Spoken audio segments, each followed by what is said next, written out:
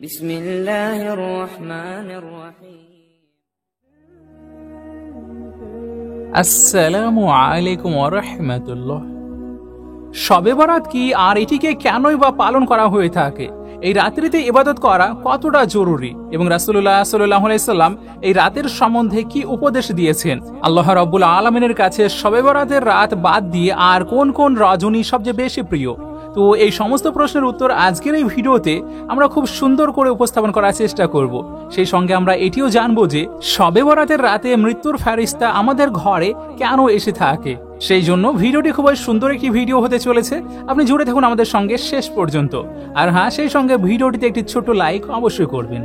সর্বপ্রথম যদি আমরা শবে বরাত কথার অর্থ জানতে চাই, তাহলে আপনাদেরকে জানিয়ে রাখি যে শবে বরাত একটি ফার্সি শব্দ, আর ফার্সি ভাষাতে সব শব্দের অর্থ হলো রাত্রি, আর বরাত শব্দের অর্থ হলো ভাগ্য।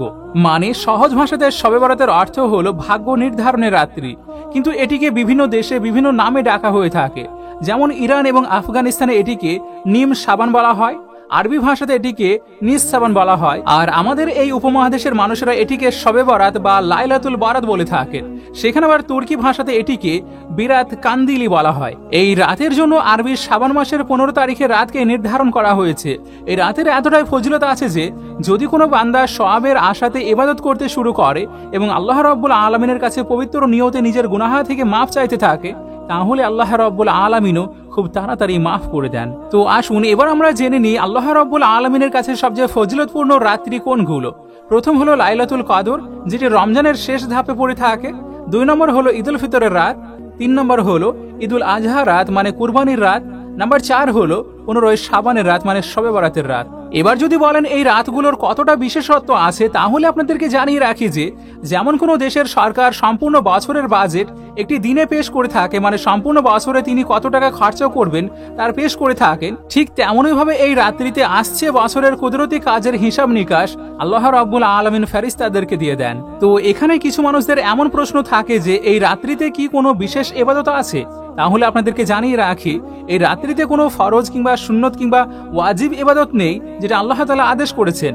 কিন্তু যেহেতু আল্লাহ রাব্বুল আলামিন বলেছেন এই রাতগুলি আমার কাছে খুবই প্রিয় এবং এই রাতগুলোতে মানুষের ভাগ্য পরিবর্তন হয়ে থাকে, তাহলে যদি আমরা এই রাত্রিগুলি আল্লাহর ইবাদতে থেকে পার করতে পারি, তাহলে তার থেকে উত্তম কাজ আর কি বা হতে পারে। এবার যেহেতু এই রাতে ফরজ, ওয়াজিব কিংবা সুন্নত ইবাদত নেই, সেই জন্য আমাদের প্রয়োজন হবে নফল ইবাদত বেশি বেশি করে করার, আর সেই সঙ্গে জিকির এবং কোরআনে কারীমের তেলাওয়াতও বেশি করে করা। কেননা এই রাত একটি এমন রাত যেখান থেকে আপনি আপনার ভাগ্যকে সম্পূর্ণ পরিবর্তন করে নিতে পারেন। আরেকটি প্রশ্ন যেটি এই রাত্রিকে নির্দিষ্ট করে জিজ্ঞেস করা হয়ে থাকে সেটি হলো এই রাতে কি সালাতু তাসবিহ নামাজ পড়া জরুরি? তাহলে এর উত্তর হবে না, জরুরি নয়। এমনকি আমরা আপনাদেরকে প্রথমে জানিয়েছি যে এই রাত্রিতে বিশেষ কোনো ইবাদতই নেই। হ্যাঁ, সেখানে নফল ইবাদত যে যার ইচ্ছা সে তেমন করে করতে পারে। যতদূর সালাতু তাসবিহ নামাজের কথা, তাহলে এই নামাজ একটি নফল ইবাদত এবং খুবই ফজিলতপূর্ণ। আর যদি আপনার ইচ্ছে হয় তাহলে পড়ে নিতে পারেন, কেননা এই নামাজের এতটা ফজিলত আছে যে এই নামাজকে শুধুমাত্র এই রাত্রিতে নয় বরং সম্পূর্ণ বছরের মধ্যে কয়েকবার পড়ার প্রয়োজন আছে। এর সঙ্গে আরো একটি প্রশ্ন আছে, সালাতু তাসবিহ নামাজ কি জামাতের সঙ্গে পড়া হবে? তাহলে এর উত্তর হবে সালাতু তাসবিহ জামাতের সঙ্গে পড়া হয় না, কেননা নফল নামাজ কখনোই জামাতের সঙ্গে আদায় করার হুকুম নেই। এবার এই রাত্রিতে আপনি ইবাদত ঘরে করবেন না মসজিদে করবেন? তো এর সম্বন্ধে রাসূলুল্লাহ সাল্লাল্লাহু আলাইহি সাল্লাম জানিয়ে রেখেছেন যে ঘরকে কবরস্থান বানিও না। মানে রাসূলুল্লাহ সাল্লাল্লাহু আলাইহি সাল্লামের এই কথার ইঙ্গিত হলো ফরজ নামাজ বাদ দিয়ে সুন্নত, নফল, জিকির এবং কোরআন তেলাওয়াত গুলো বাড়িতে করে বাড়িকে আলোকিত করে তুলুন। আর যেহেতু এই রাত্রের ইবাদত নফল, সেই জন্য ঘরের মধ্যে করলে বেশি লাভ হবে, কেননা নফল ইবাদতের জন্য মানুষজনকে একত্রিত করা ঠিক হবে না। চলুন এবার আমরা জেনে নিই শবে বরাতের রাতে আমাদের ঘরে মৃত্যুর ফেরেশতা কেন আসে। হযরত আলী রাদিয়াল্লাহু তাআলা আনহু এশার নামাজ পড়ার পর ঘরের দিকে ফিরে যাচ্ছিলেন, তখন আপনি দেখতে পেলেন এক ব্যক্তি রাস্তার কোণাতে চাদর বিছিয়ে শোয়ার জন্য প্রস্তুত হচ্ছিল। তো হযরত আলী রাদিয়াল্লাহু তাআলা আনহুর শুধুমাত্র এতটুকু দেখারই বাকি ছিল। তখন আপনি সেই ব্যক্তির কাছে গেলেন আর বলতে লাগলেন, এই ব্যক্তি আজকের রাত কোন রাত? তখন সে বলতে লাগলো, ইয়া আলী, আজ তো 15 শাবানের রাত। কথা যখন এতদূর পর্যন্ত পৌঁছে গেল, তখন হযরত আলী ইরশাদ করলেন, এই রাত হলো জেগে থাকার রাত। আমি আল্লাহ রাসূলের কাছ থেকে শুনেছি এই রাতে আল্লাহ তাআলা আসমানের ফেরেশতাদেরকে আদেশ করে থাকেন, যাও জমিনের দিকে। আর সেই ফেরেশতারা হযরত মিকাইল এবং হযরত আজরাইল আলাইহিস সালামের পিছনে পিছনে থাকে।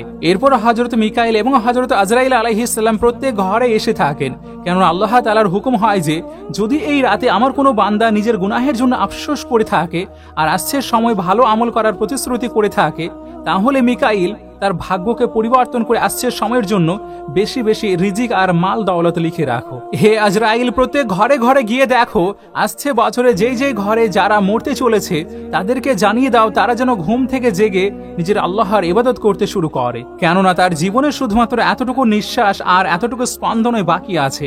যদি কোনো বান্দা এই রাতে আমার ইবাদত করার জন্য আমার কাছে ক্ষমা চেয়ে নেয়, তাহলে তার মর্যাদাকে বাড়িয়ে দেওয়ার জন্য লিখে দাও। আর যদি সে আসছের সময়ে মুসিবত এবং রোগের জন্য মুক্তি চায়, তাহলে আসছের সময়ে তার সমস্ত মুসিবত এবং অসুখকে শেষ করে দেবে।